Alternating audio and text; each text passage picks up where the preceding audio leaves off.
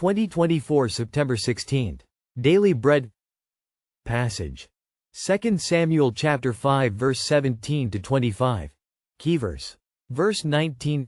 Title: David defeats the Philistines.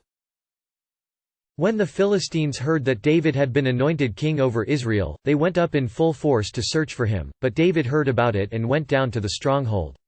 Now the Philistines had come and spread out in the Valley of Rephaim. So David inquired of the Lord, "Shall I go and attack the Philistines? Will you deliver them into my hands?" The Lord answered him, "Go, for I will surely deliver the Philistines into your hands."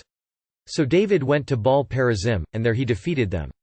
He said, "As waters break out, the Lord has broken out against my enemies before me," so that place was called Baal-perazim. The Philistines abandoned their idols there, and David and his men carried them off. Once more the Philistines came up and spread out in the Valley of Rephaim. So David inquired of the Lord, and he answered, "Do not go straight up, but circle around behind them and attack them in front of the poplar trees. As soon as you hear the sound of marching in the tops of the poplar trees, move quickly, because that will mean the Lord has gone out in front of you to strike the Philistine army."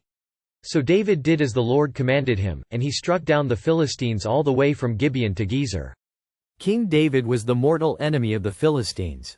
The last thing in the world they wanted was for David to be king over all Israel. So, they came in full force against David in the Valley of Rephaim.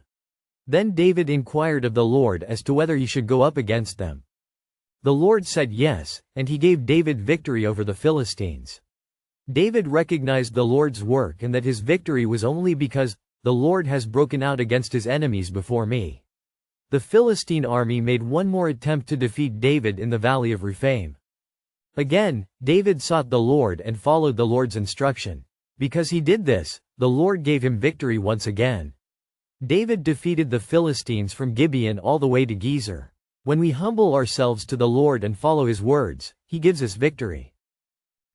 Prayer. Father, help us that we may depend, not on ourselves, but on you alone, for victory over our enemies, no matter who or what those enemies are. One word. The victory belongs to the Lord.